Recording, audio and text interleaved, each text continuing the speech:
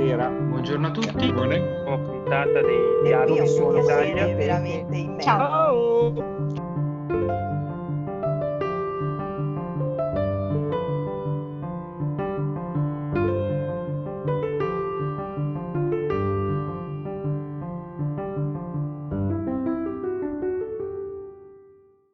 Buongiorno, benvenuti a tutti a questo nuovo appuntamento dei Dialoghi di Urbisaglia per il canale dei libri. Oggi abbiamo il piacere di avere con noi il professor Jason Scott Warren della Università di Cambridge. Buongiorno Jason, good morning Jason.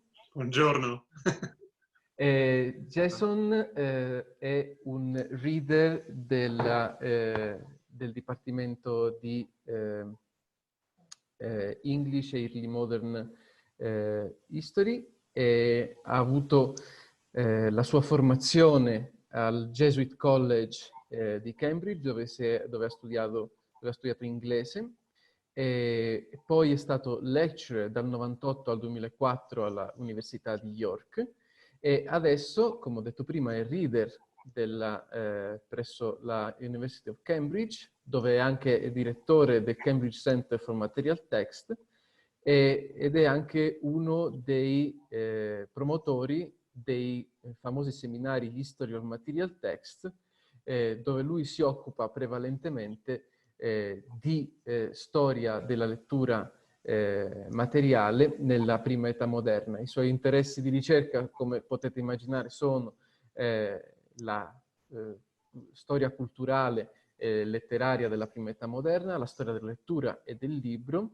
le textual archaeologies, che si connette direttamente con la storia della lettura materiale, e tra le sue numerose pubblicazioni possiamo annoverare i recenti lavori sui marginalia come Marginalia's Making, Robert Nicholson Books, in un recente volume edito da Routledge e in ultimo il suo più recente lavoro di cui parleremo oggi, cioè Shakespeare's First Reader. Qui abbiamo una copia materiale, The Paper Trails of Richard Stoneley.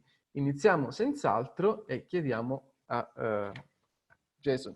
Jason, so Richard Stoneley. Who was Richard Stoneley and why is he important in terms of material reading history, at least in the early modern England? So Richard Stoneley was a career bureaucrat. He was a kind of functionary in the Exchequer, a clerk in the Exchequer under Mary Tudor and Elizabeth I. And he's born actually around 1520. So we don't know anything about his education. He's born in Warwickshire, the son of a tenant farmer. And he obviously kind of comes to London, somehow we don't know how, and he somehow attaches himself to a Secretary of State, William Peter, and then he lands this job in the Exchequer in 1554, and it's a job for life. And so in the Exchequer, he is basically kind of taking in money, taking in tax money, fines, that kind of thing. And he's giving out money. So he's giving out money for people who are going off to fight wars or whatever they might be doing, handling vast amounts of money. At the same time, he's buying various properties and he's kind of obviously growing in status. He gets himself a grant of arms. He becomes a member of the minor gentry, I guess. And then he is also buying books. So he's kind of, he's out there kind of growing in status, and he gets himself property in London. He gets himself a property in Essex. He's moving between these two properties. But actually from about 1570, from sort of the middle of his career, he is in trouble. Because he's being accused of embezzlement. And there are lots of people out there who are looking for a way to make money by identifying people in public office who are filching money. And so he has a whole lot of people kind of on his trail, trying to work out, how much has he been embezzling, how much has he been stealing from the Queen, and this goes on for decades. It rumbles on, and eventually he's convicted in 1597. He's convicted of a debt of about £13,000, which is a lot of money, to Elizabeth I, and he's selling off all his. He has to sell off all his property, sell off all his books. He's thrown into prison, and as far as we know, he dies in prison. And it's a kind of strange. I mean, it's a kind of very. I mean, I suppose there's something very typical for the period about this life in that, it's kind of, he must have some kind of education, and he turns it into this position which kind of, he's pushing a pen. He's a pen pusher, and he's also soaking up the products of the press. So he's kind of, he's clearly out there buying a lot of books, reading a lot of the publications of the Elizabethan press, and then the way that he comes unstuck is also very typical. So pretty much everyone who's working in the exchequer in this period gets accused of embezzlement and ends up in prison. It seems it's just a kind of comes with the job. It's part of the job. So in a way it's a story which maybe wouldn't be that interesting, but to me, what's interesting is that the documentation for this life is very rich. So he leaves behind, kind of accidentally, we have surviving 3 volumes of account books or journals from the 1580s and 1590s. So they cover different spans of time, but they document all of his expenditure, or his outgoings for these periods. And you can see him buying books, you can see him interacting with people in his work, in his day-to-day life, in his family. And then one of the volumes, the last volume from 1597, he's actually in prison. So that's it's really nice. You get a volume when he's actually there in the fleet, having this very kind of different life from the one that he's used to. And then the other thing that survives is an inventory, a list of all his property when it's sold off in his London townhouse. So he's got this big house on Aldersgate Street in the suburbs of London, and it goes through room by room, and it itemizes what's in each room and the books that are in each room. And there are lots and lots of books, probably like 450, 500 books. It's hard to say because some of the entries are kind of bundled entries. So what was really interesting to me about this was both of these sources kind of gave you the books, but they also gave you the material culture. They also gave you the property, the stuff, and the kind of some of the human interactions as well around the books. So really nice sources. And then some of the books, not very many, but a few of the books still survive today. So you can kind of, now that we have digitized library catalogs, you can root around, you can find some of these books surviving. And that was also really interesting. So, yeah. And so Richard Stoneley, the second title of your book is, the main title of your book is Shakespeare's First Reader. Yeah. Are you so sure that he was the first reader, and why? So this is how Richard Stoneley has kind of come down to us today. So he's been a kind of footnote in literary histories of the Elizabethan period or of Shakespeare, because he was he's the first person that we know about who bought a printed book by Shakespeare. He goes out one day in 1593 and he buys a copy of Venus and Adonis, and he writes the purchase in his account book.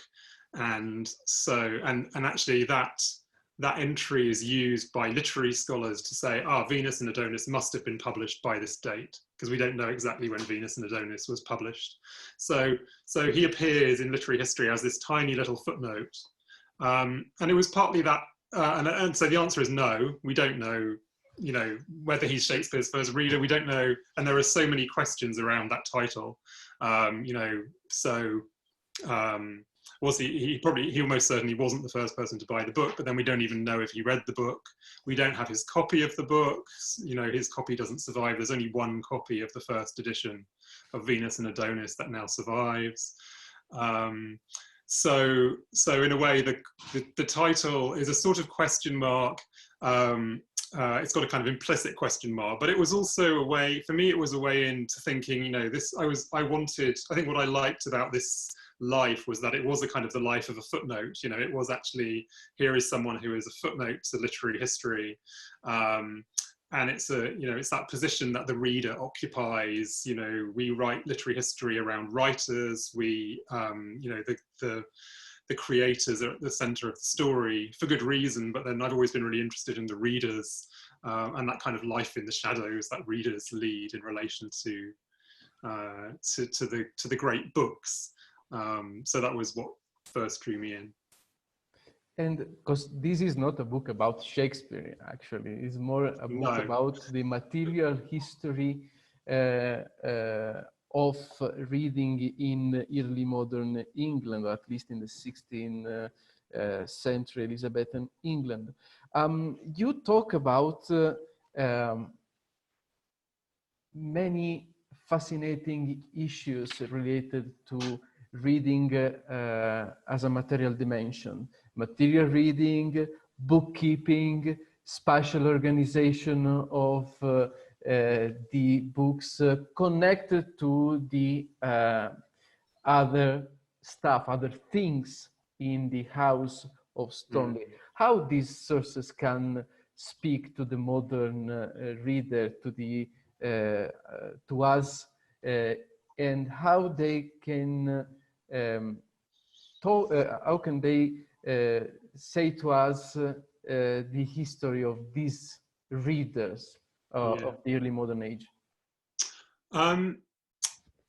So I wanted to come up with a kind of idea of material reading. I had a problem writing this book, which was that my sources, although I thought they were incredibly rich and interesting, they were also quite problematic in that most of the sources were lists. They were lists of objects, lists of books, lists of things that I bought today, or places that I went today, and people that I met. So I had a lot of lists, and I didn't have very much in the way of kind of actual qualitative engagement. And that was very paradoxical for me, because I guess that our whole idea of reading is that it's about qualitative engagement. It's about, what exactly did this person make of this particular book when they read it? It's about that encounter. It's about, the idea of, serious engagement, going from often kind of, we idealize reading. We think we start at page 1 and we go to we end at the end. We have this fantasy version of what reading is, I think. And if you think about the books in your own life, probably quite a lot of the books that you own, you haven't read. And then there are quite a lot of books that you've read, but you don't own. And then there are lots of things that are kind of offering themselves up to you all the time to read, which you don't want to read, or, wish you didn't have to read, or whatever. And I think the history of reading, historians of reading have been more and more interested in the sort of ways in which we don't read, in kind of forms of non-reading, and also in how that relates to ownership. And what we do with a book as something which you just own. So I suppose I started to think about how we can deal with this problem of having all these lists. And I started to think, well, perhaps we need to redefine reading, and perhaps we need to think, actually, if I buy this book and I don't read it, I put it on a shelf, in a sense, that is a kind, there is a kind of minimal version of reading happening there, possibly quite a significant version of reading, because I might know what this book means. I might have quite a lot of associations with this book. I might have read reviews of it, or I might, or it might be something which just resonates in my culture. So it might be, if I say Kafka today, people who are never going to read Kafka knows what Kafka means. Just as in the early modern period, I guess, Cicero, you would kind of have loads and loads of Cicero coming out of your ears, even if you'd never actually read Cicero. So I started to think, actually, maybe there are ways of thinking about reading which are to do with the ways in which maybe the ways you string your books together, where you put them on a shelf, what room you decide to keep them in, you know, those kinds of things. And also things you do with books, like, you know, giving them to people as gifts, or whatever it might be. So I think that the difficulties of the sources were kind of pushing me towards this kind of slightly different definition of what reading might mean. And it seems that you reached excellent results, at least for what I can read in the book, because from this work, from your book, we can see a painting, an overview of what was the world of a reader, of a bourgeois reader, in England, in his own house, in his own home, and in a very material way, meaning that you depicted how they were stored, and maybe how Stoneleigh thought about his purchasing as also as an element of social status. From chapter 4, titled People of the Book, so you focuses on the few books that are survived from Stoneleigh's library. What did you find through the analysis of these books? Very strange things going on in the books, you know, quite often. So what was, I mean, this is another aspect of the kind of difficulty that the project presented, was that the books that survive, you know, you can travel around the world to various libraries and see them, but they tend not to, they're almost entirely not annotated. So I did find one or two small scratches in the margins of one of them that I thought could be Stoneleigh. But mostly, sometimes his sons-in-law, they're writing in the book. So there's a kind of family thing going on, but he's not writing in them. So so that kind of created a problem. But then what was interesting was that usually there was some writing in the books, which was very often to do with who had given them to him, or also a kind of very strange kind of annotation you get in the 16th and 17th centuries, which is where you state that you are the owner of the book. So you mark the book with your ownership, and then you get some people to witness that you are the owner of the book.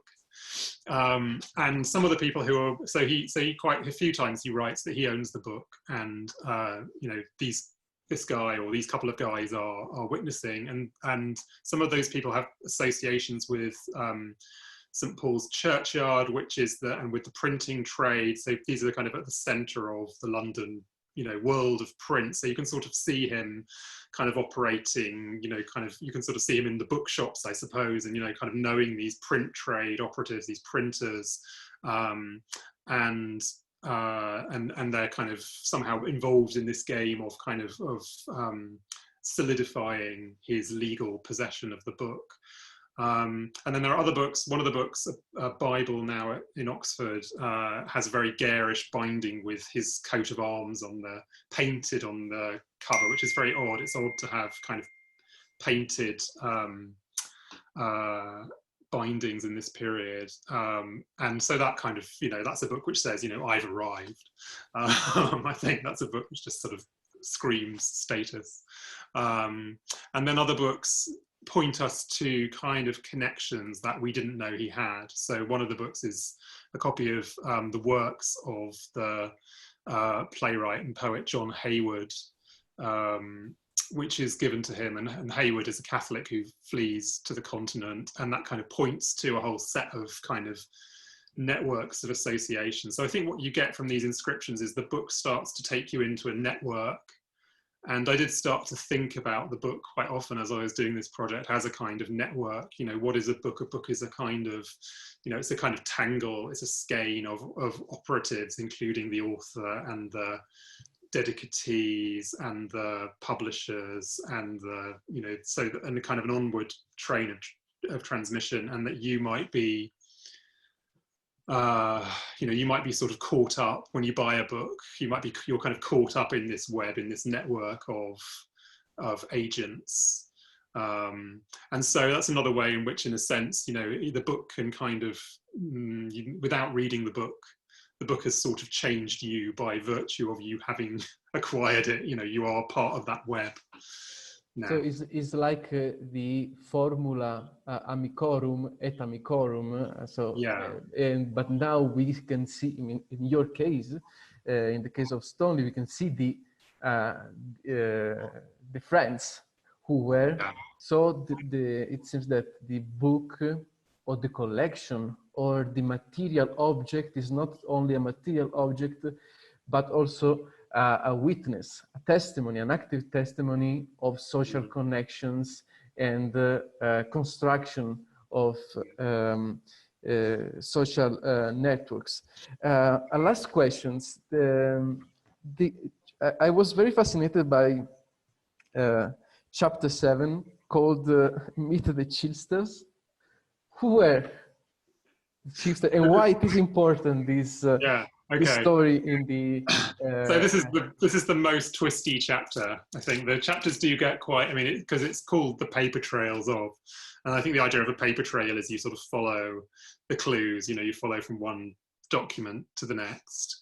And this chapter called Meet the Chilesters, and Chilester is a very strange surname which nobody has. In fact, it's a fake surname, it turns out, in the course of as I was investigating it. So he owns, I just noticed when you kind of go down a book list and you start noticing the patterns and you start noticing, oh, you know, he has these books and these are all kind of, these are the emblem books and these are the law books and these are the religious books. And then I just noticed there were 2 books with this surname, Chilester.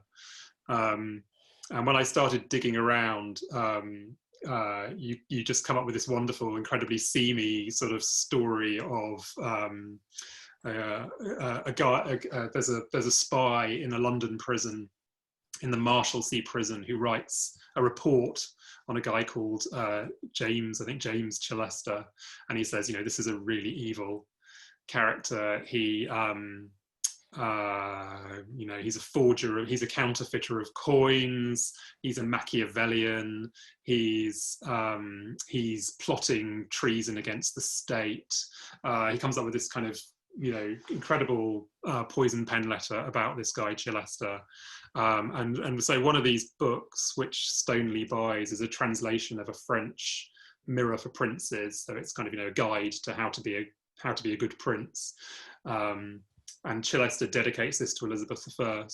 But it turns out that Chilester didn't actually translate this book from French himself. He actually stole it from a dead man because he was sleeping with this man's wife. So this incredibly tangled narrative emerges of how this book came into print. But then what really interested me about the narrative is actually Chilester turns out to be working for the guy who is kind of gathering all the information on Stoneleigh, which is going to land him up in prison. So you have someone who's kind of forging books, who's like pretending he's translated this book and dedicating it to the Queen, but he hasn't translated it himself. But he's also part of this kind of seamy world of informers who is going to bring Stoneleigh to his downfall. Now, I don't know whether Stoneleigh knew about that set of connections, but it's that sort of sense that, you know, that a book might be something, a kind of web that you're tangled up in. These 2 books, actually the 2 Chilester books, are just this wonderful kind of, they offer this really interesting insight into, you call up a book in a library and it sort of looks like a sort of bona fide product. It looks like a kind of, it looks like it is what it says it is, but actually, it's a total fiction. Okay. This writer doesn't exist, it's just an amazing forgery, a set of forgeries. And it seems that also the book history has a good part in a great spy story. Yeah, absolutely. Yeah. Okay, yeah. Very good. So I think we don't have more time for our interview. I thank you very much, Jason, for your willingness in participating in our interviews. And I have to, again, make the congratulations for this amazing book. And thank you again. La nostra intervista con Jason Scott Warren finisce qui. Il suo libro sicuramente farà molta strada, almeno soprattutto per quanto riguarda le innovazioni metodologiche per la storia del materiale del libro. Io vi ringrazio per averci seguito e vi do appuntamento al prossimo incontro con i dialoghi di Urbisaglia per il canale dei libri. Grazie e arrivederci.